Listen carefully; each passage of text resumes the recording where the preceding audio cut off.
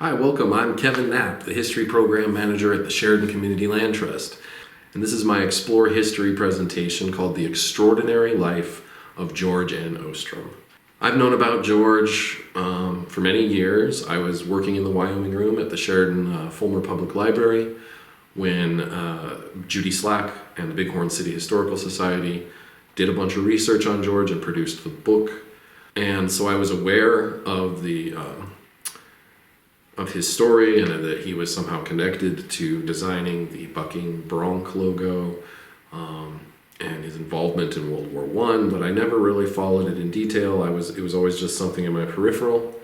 And so I really enjoyed kind of stepping back and actually diving in and learning the details of this extraordinary man's story. Also, I went to Bighorn Elementary, and I saw the giant mural with the covered wagons every day. So I had that familiarity. But yeah, I've looked into it, and George really was this kind of polymath. He had so many different skills, from tracking and hunting to painting and business negotiation and showmanship. And he just kind of seemed to always be in the middle of things, wherever he went. And he was often in charge of the thing if he was there. So let's learn about George. I will be relying pretty exclusively on this book that, as I said, was put together over 10 years ago in the Wyoming room and by the Bighorn City Historical Society, also in collaboration with the Sheridan County Historical Society. So George Nicholas Ostrom was born April 1st, 1888 in Spencer, Iowa.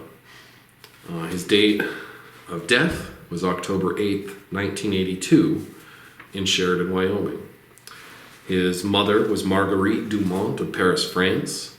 You can see her standing in the center. Father, Peter Ostrom from Norway, sitting. And he was a farmer who raised corn and pigs. George was the second oldest of 4 children. His siblings were Lillian, a younger brother Theodore, and a younger sister Margaret. Margaret isn't pictured here. She was not born yet. George said of his childhood, with his dad's occupation, that the family lived on cornbread and side pork. And he tells of when he was young in Iowa, sitting on a hill and seeing Buffalo Bill's Wild West show put on some reenactments from the Mexican War, and how he was just so fascinated by that, and a feeling of romance and adventure from seeing that show. And so it's fascinating then and fitting that he, as an adult, would later meet Buffalo Bill in Sheridan. So George worked in North Dakota threshing with steam tractors, which took him to Texas eventually on a large drive. His whole family ended up following him to Corpus Christi, except for his dad. His parents divorced and the kids stayed with Marguerite. And he just kind of traveled all around taking work, mostly threshing or hauling supplies or helping drive cattle. So he was in Texas, ended up back in Iowa though eventually. And he was a part of the high school band. He worked at a commercial art company and eventually worked in an art studio in Minneapolis. Then following him on one of his adventures, the whole family moved to Sheridan in 1913. He came out a little earlier to stay with an uncle on a homestead, and he liked it so much he sent for the rest of the family to come. He homesteaded at Spring Willow at the head of Little Badger Creek, 10 miles east and about 2 miles north of Wyoming in Sheridan County, Wyoming. And so if anybody knows anything about George Ostrom, it's about his horse, Red Wing, and how that his association, his companionship with this horse led to the creation of the bucking bronc logo that we see on our license plates and is used by the University of Wyoming. Now, of course, it's come to my attention that there are competing claims that there's a horse named Steamboat, and there has been some controversy and debate back and forth about the actual origins of that logo. I'm not going to be able to address that today because that's not what my presentation was about. Red Wing and George Ostrom and his story of the creation of the logo he did create is what is the subject of my presentation today. So maybe in the future we'll pick up that controversy. But the story of Red Wing is that right away in 1913, George was at the rodeo, the Sheridan County Rodeo, and he was watching the Indian races. And there was a really great, impressive mare who was running in the Indian race, but she was also being difficult because she had a colt that was off in a corral, and the colt and her were both freaking out about being separated. And the colt actually jumped over the fence and joined his mom in the race. And so the Indians came over and they threw a rope over, this is George's words here now, they threw a rope over his neck and he held back with all fours and threw himself and tossed around like a fish on dry land. I seen that this was a very good colt and I didn't like the way they were using him. So I walked over and offered them a $10 bill for that colt. After quite a little bit of difficulty, I got the colt downtown. And so George boarded that at the stable there in town for a bit, but then got it out to the, Spring Willow homestead, and named him Red Wing. And indeed, he grew to be an amazing horse. And then, shortly after that, George, who was a part of the Sheridan National Guard unit, the Guard unit was sent as a part of a larger, group to the Mexican Revolution from 1914 to 1916. So he was in Columbus, New Mexico, right on the border, and they were protecting that area from attacks by Pancho Villa's men. And so, in the meantime, Theo, his brother, held down the fort at the Spring Willow Ranch, and Red Wing grew up in those few years. And as you can see, here's a photograph of the typical work that was being done out at the ranch. They were growing wheat and then threshing it and selling it at market. And you can also see how this photograph is an inspiration for one of George's pieces of art, pencil drawing. George was very good at drawing from memory, but he would also often use photographs as a reference. And so we'll see that a few times in this presentation. This is a medal that George had already earned before being sent off to the Mexican Revolution, a sharpshooter medal. Here's another example. This is from their time in Columbus, New Mexico. You can see on the left the photograph that George was using as a reference, and on the right the drawing that he made and which details he decided to emphasize or change. So that's often how he would work. So they came back in 1916, but it really wasn't that long before they were called up again to go to World War I, to go to France, as a part of the 148th Field Artillery. So yes, they started out by doing some training in Cheyenne, and then they ended up being sent to France, where they did some 4 months of training in Le Borgne, France. And during that period, George kind of pulled off a sort of epic stunt, if you will. He thought it would be funny, a good story, if he could smuggle his horse, Red Wing, with him to the front lines. And so at first he tried to, ingratiate himself to the person who was in charge of, commandeering horses for the trip. But that didn't work. In the end, he was in charge of the baggage cars, and so he was able to make his own little stall in one of the baggage cars that he put Redwing in and just brought him along. So, you could make an entire short film just about this little episode where throughout every stage of the journey to France, George had to do these machinations, had to, blackmail or, sweet talk or bribe or get into a position of power in order to make sure he and his horse weren't separated. The main problem being that, you don't bring your own horse to war. There is a herd, there is a stock of horses, and they are distributed or chosen. If you're an officer, you choose out of the horses which ones you want to use. And so during the trainings in Cheyenne, George often had to see his beautiful horse, who was often chosen by an officer, be ridden around the parade ground by an officer, and he couldn't really say anything. So he tells a story, and you can tell there's sort of a sense of revenge, karma that he's feeling when he talks about the fact that this officer was riding Redwing on the parade ground, and these bear cubs that the unit had been raising and taken in as pets or mascots, they ended up running across the parade ground in front of Redwing, who quickly jumped in the air and threw the officer, who they say levitated for just a moment, and Redwing ran back to the corral as soon as possible. Whether or not George had anything to do with those bears being out there, we don't know. But he told that story and had a smile on his face, supposedly. So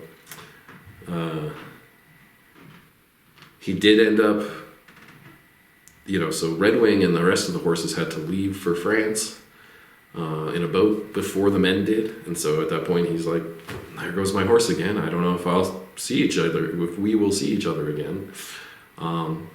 And indeed, when they got to France, they didn't see each other for the majority of the time they were there.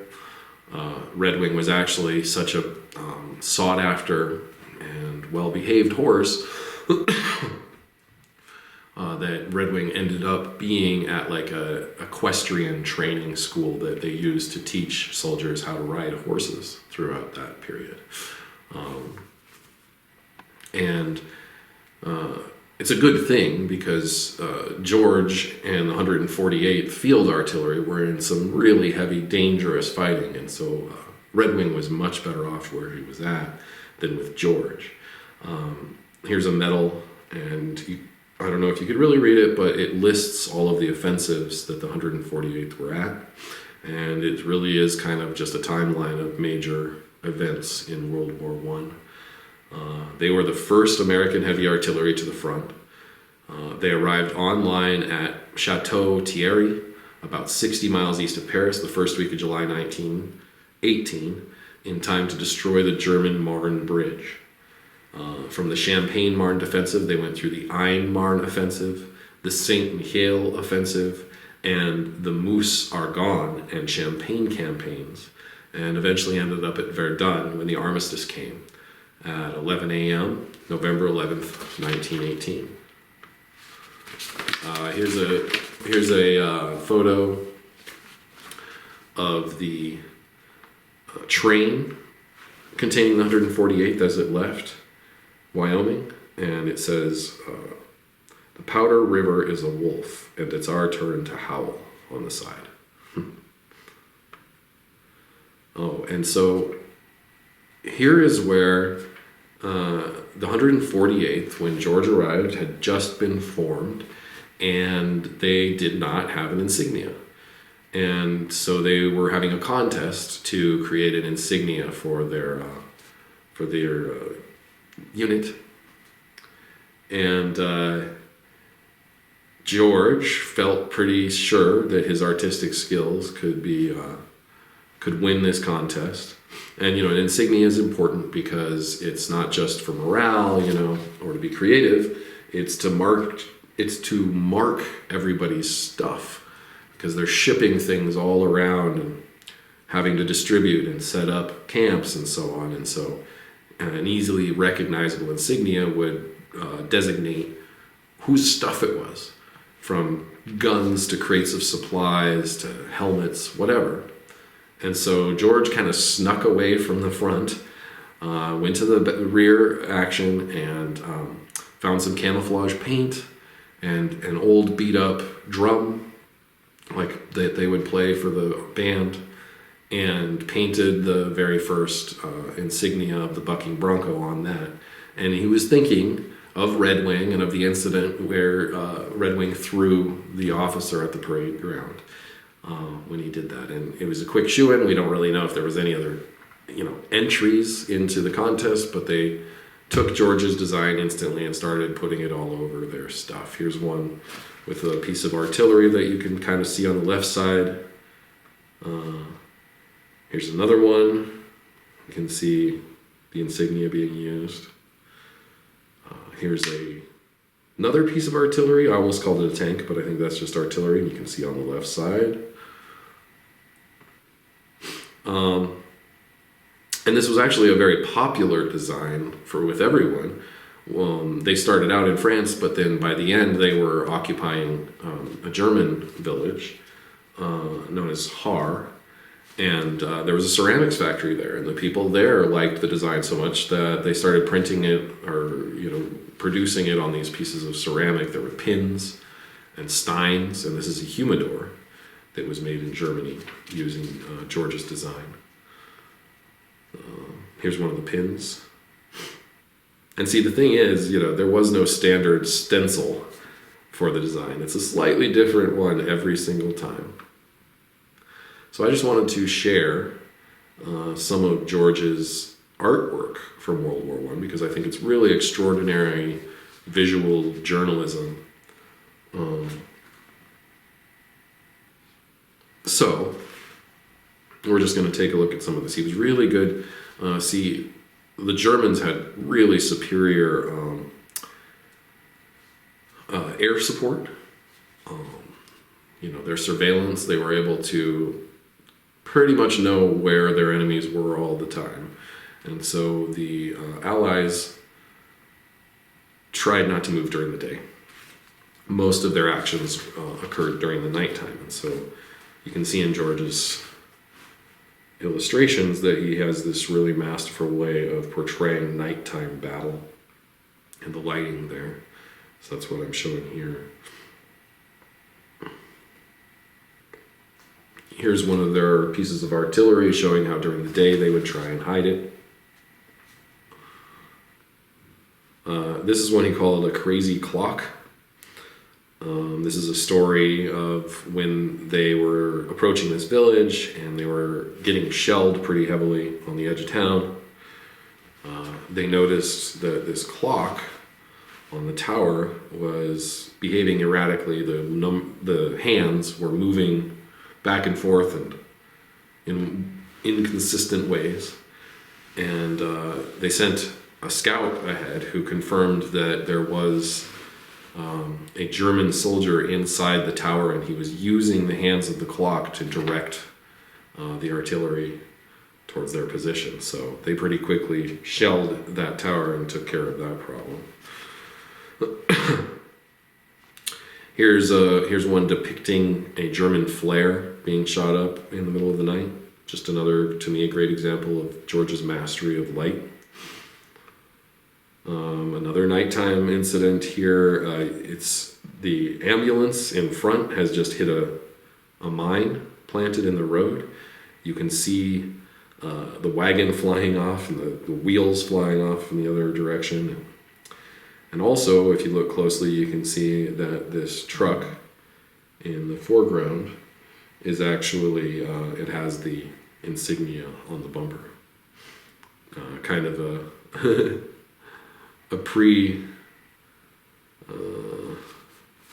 a prototype, if you will, of what would become our license plates here in Wyoming.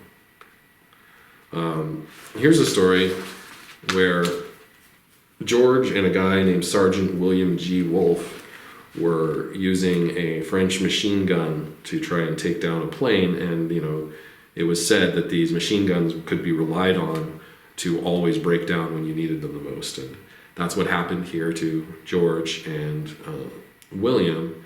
And so they were quickly under fire from this German plane they had attempted to take down, and they had to flee with bullets, tearing up the ground at their heels from this machine gun emplacement.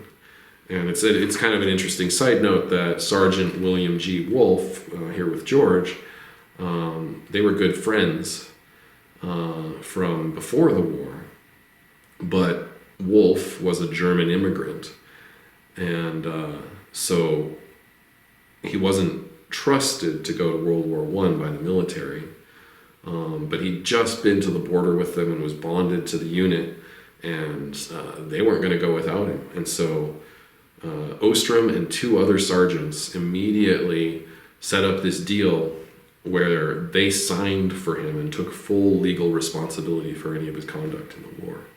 And so it's actually lucky that they did, because Wolfe ended up being instrumental in being able to translate and move about and understand the culture there. So an interesting friendship and an interesting development in their friendship along those lines. And George he drew a lot. This was drawn later, usually. Like he drew these in his later years during World War II. He drew most of the scenes in his Bighorn Ranch. George Jr. remembers his dad drawing on various sizes of paper at the dining room table after the supper dishes were cleared. And so they were drawn from memory, but also from reference photos. And so he had a ton of different things, documenting different things. Some of them were pretty, gory, showing the actual realities of war. Some were mundane. This is one here that I found interesting, showing an incident where they were being handed out French hard bread, these big loaves of hard French bread that had been put in this truck. But the thing that George commented on was the fact that this truck just previously had been used to haul and dispose of bodies, and then they just put this bread in the back to transport it to the troops afterwards. So that's kind of horrifying.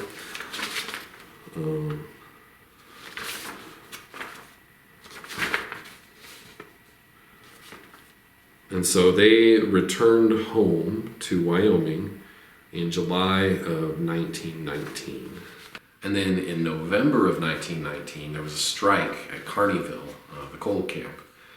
And the 148th, the National Guard unit that George was a part of, that had been a part of the 148th, helped police that strike. Basically,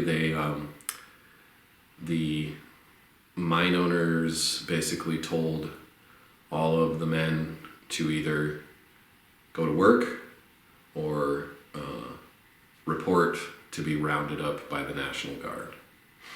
And so the National Guard, including George, took the strikers to Fort McKenzie, where they were jailed. And over the next days to a week, I think, they were visited by the sheriff and various military officers to negotiate. But they were negotiating under pressure of, being imprisoned and at gunpoint, basically. And so in the end, there was no violence. They all went back to work before too long.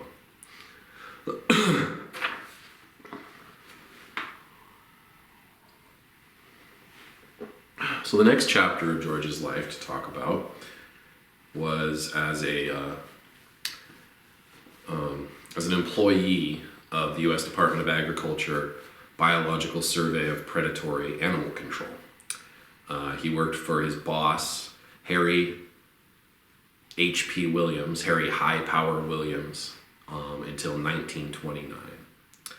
And Harry and George were both very good at their job, protecting livestock from predators, mainly wolves, and were involved with taking down many kind of legendary animals. One such was known as the Custer wolf. And so I just wanted to read a little bit from the newspaper coverage of when Harry Williams took down this wolf. Credulous people said he was a charmed thing. Others attributed his immunity to a wisdom greater than beast ever before possessed. Still others said he escaped by sheer luck, the mysterious thing that adheres to some animals as to some men. In whatever way they explained his uncanny elusiveness, everybody feared him. Perhaps not consciously, very rarely openly, but there was not a man throughout that region who did not feel a shiver run down between his shoulder blades when alone or in the dark he thought of this gray devil of the desert. 4 years ago his mate was killed. He never took another, and many people supposed he devoted himself to revenge for her death. Later on, he attached to himself 2 coyotes, not as equals, but as servants. He never permitted them to come near him, and they could feed from his kills only after he himself had finished. They traveled far out on his flanks, giving him warning of approaching danger and adding to the atmosphere of mystery that surrounded him. So Harry was able to track and kill this wolf, who was a very intelligent animal, escaped from traps numerous times just by with some fur left in it. And in fact, when Harry got him, he had been trapped, but managed to yank the chain free and was running across the prairie with this trap attached to his leg when Harry took the shot. And so this is a picture. You can see he's an average wolf, no monstrous proportions or anything like that. But anyways, that was their job for all the way up until 1929. It was George's job, at least. And also coyotes. They were using an airplane to hunt coyotes. These were the prairie wolves. And in the end, George's heart was with the wolves. And he knew that if something wasn't done, the big predators might be literally wiped from the face of the earth. So he began to work with the late Dr. McCleary of the Lobo Wolf Foundation. And so in 1980, with George's letters of support, these prairie wolves were brought to immigrant Montana, not far from Gardner. So they weren't actually reintroduced into the wild as they would be later, but this was a pack of prairie wolves that were descended from the originals that George was hunting, but they had been domesticated for a while. They had been in New Jersey and then in Washington, and then were shipped to Emigrant, Montana, which is not far from Gardner.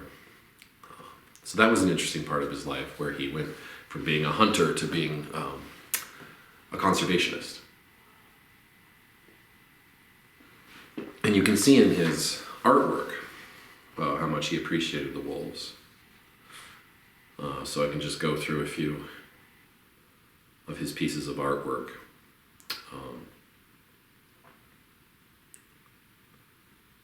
Showing how he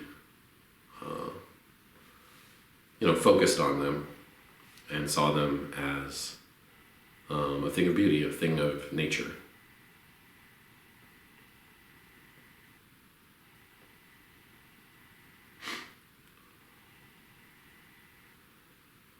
And I was able to see the originals on these, like that oil painting that came first, when I went and visited with George's grandson, William, who is now running a business, Wolf Paw Prints, where they make prints and greeting cards with George's original artwork on it. So next, we're going to talk about George's involvement in the development of interstate roads for travel, highways. Ostrom was a supporter of the Chamber of Commerce for most of his life. He was the main force behind the enormously successful campaign to bring U.S. Highway 14 through Nebraska, South Dakota, northern Wyoming, Montana, and into Yellowstone National Park. So the first year they attempted to promote this idea in 1921, The secretary of the association held meetings to organize and receive commitments from towns like Billings, Sheridan, Rapid City, and Omaha to participate, to kick in some money. A sign shop was opened in the winter of 1921, and the highway marking program began with arrow signs that had mileage on them between towns, and some signs advertising interesting places along the way. Each sign had its own stand of a 4x4 post painted red and white. There are a few larger signs, but most of them were that standard type. And the thing is, lumber and paint isn't free, and the towns just didn't quite get as excited as people had hoped, and they didn't live up to their commitments. And also there was a big stumbling block in that there was a ferry on the Missouri River that, was definitely a bottleneck for the type of volume of traffic that they were hoping to attract. And so it was the next year that George came up with an idea to try and really spur people, inspire people's imaginations. And so he designed a bunch of advertisements, stickers, special envelopes that were taken from Sheridan to Omaha in 1922. And they used an old stagecoach they had fixed up. And George's brother Theodore drove it. So you can see George and Theodore ready to go in their stagecoach. And this is one of the envelopes that they designed. And the idea was that, you could put some mail in one of these envelopes, give it back to George and Theodore, and they would take it to Omaha to be distributed, to be mailed from there. And so it was kind of a bit of nostalgia at the time because we weren't relying on stagecoaches anymore for mail and stuff like that. So a bit of showmanship from George. And it worked. Let me read a bit from him. He says, "First, we had a lot of postcards made with the picture of the stage to sell. We borrowed a lot of films of Yellowstone and Glacier National Parks, also some Forest Service films. These were to show at theaters along the way for a price. And the best of all, we had a special envelope made of the coach. Attached was a special stamp with General Custer in the highway on it, and it was to sell for 10 cents a piece. The envelope was printed like this: the Rock Creek, Fort Custer, and the Acheta Mail and Express Company will accept mail which will be carried to any point en route, and at the end of the route will be mailed regular to extending points. The first run in 50 years. And so, also along the way, they stopped and spent some time with the ferry man, the guy who ran the ferry that crossed the Missouri. And George says, "One day he said, 'Let me sell you that boat.' There is where I was done. I knew that we were putting through a highway and the traffic would be heavy. He made it possible for me to buy it, but I didn't. After the highway got started, I used to stop and see him. He always paid for the drinks, saying that he owed me a great favor by my not buying the boat. He ran the boat part of 3 summers and tied it up with close to $100,000 to the good."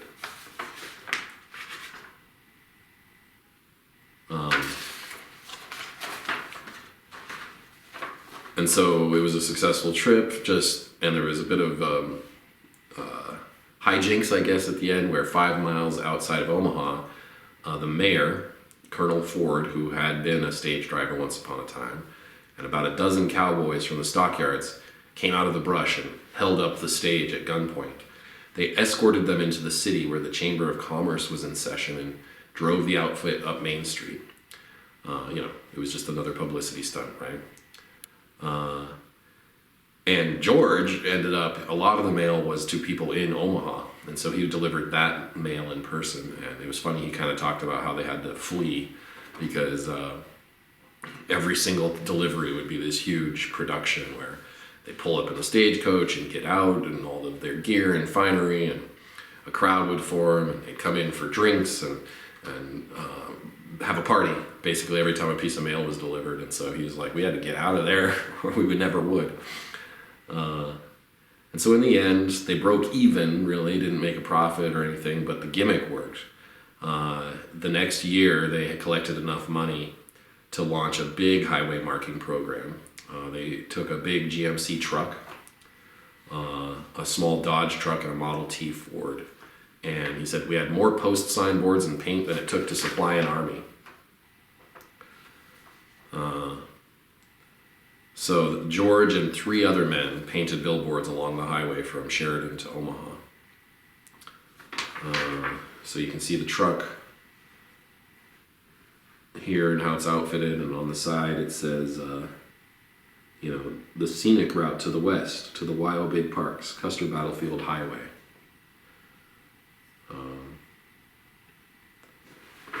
And here's some examples of some of the signs. The signs consisted of everything from arrow signs to regular poster size.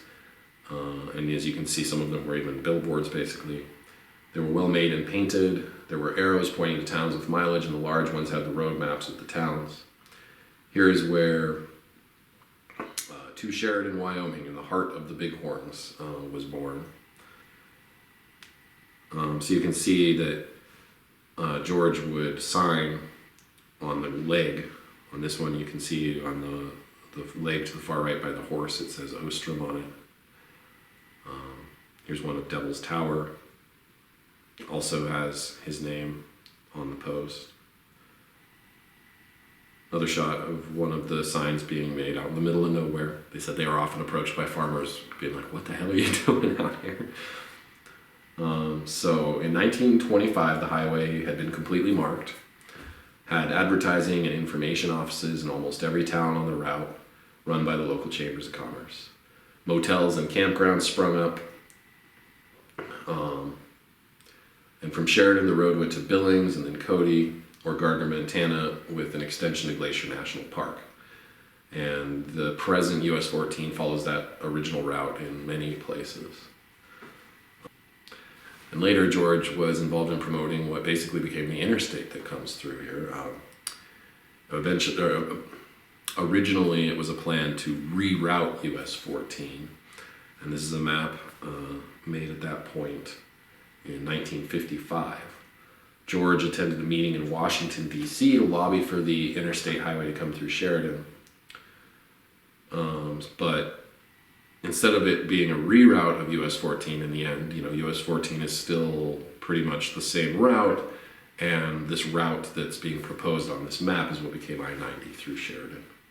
So George was involved in like every major highway that we still have today. And so I said I wouldn't really get into it, but the controversy over the bucking bronc logo, the governor at the time, Lester Hunt, commissioned an artist, and in George's opinion, this artist basically ripped off his design, and that's what was put on the license plates. And George didn't make a huge deal out of it, but he did make some noise. And all he wanted was for there to be a declaration that it had been his original idea, and that no one could make any money off of it, and that it should be kind of dedicated in memory of all Wyoming veterans. And it took him many years, but eventually in 1973, Governor Stanley Hathaway signed a declaration saying those things.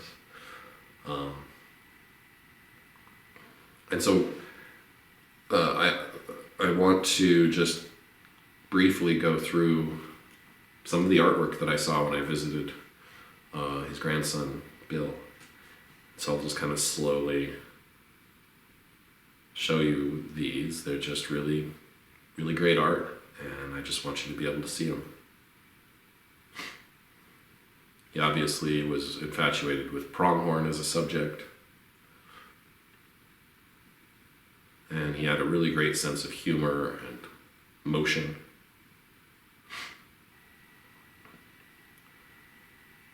This is actually based on a photograph of bighorn.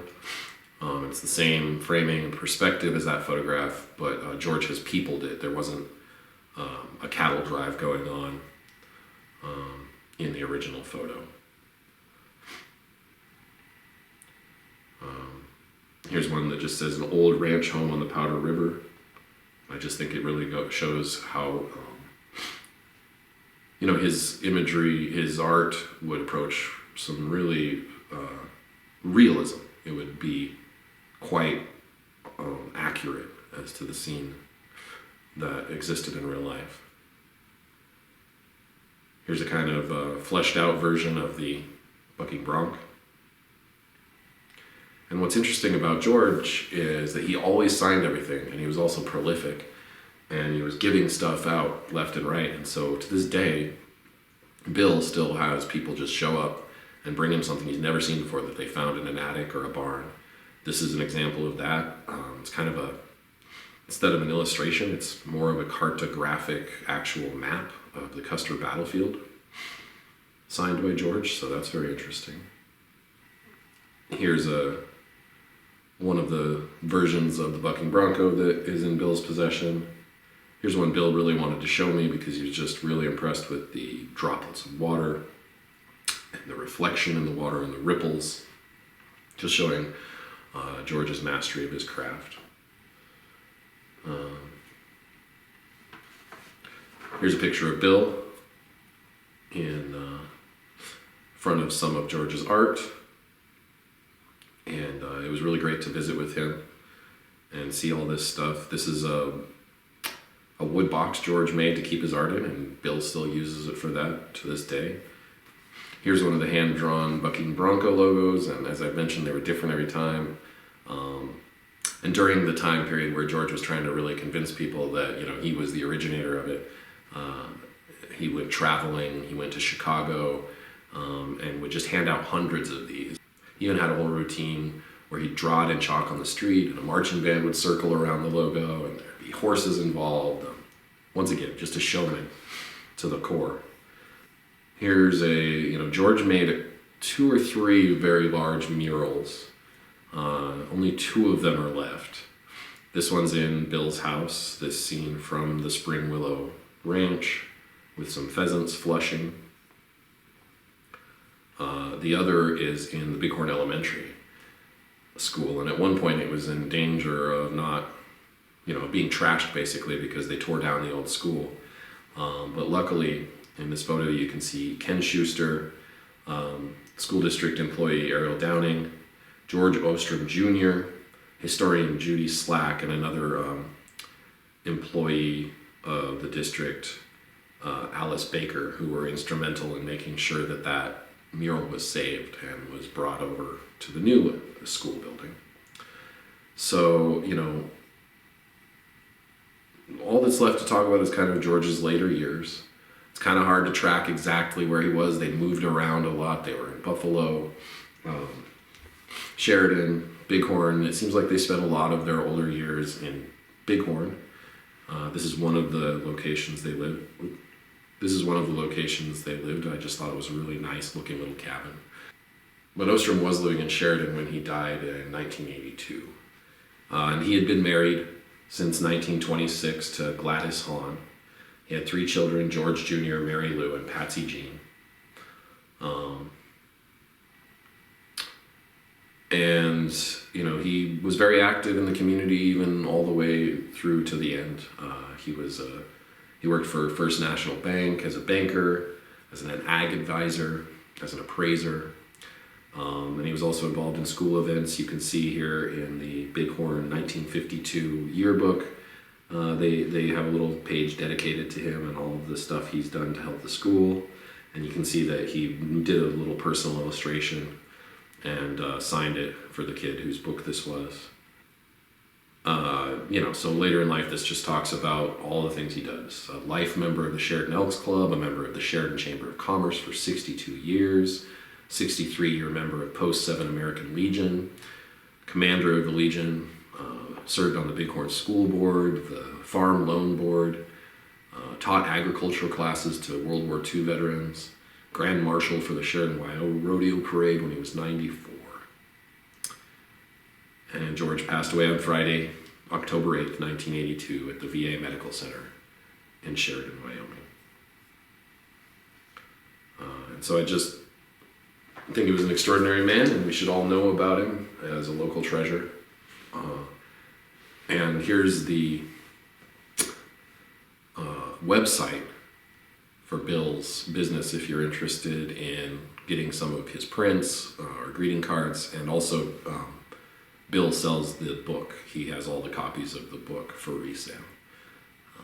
So thank you very much, and I hope you enjoyed this presentation.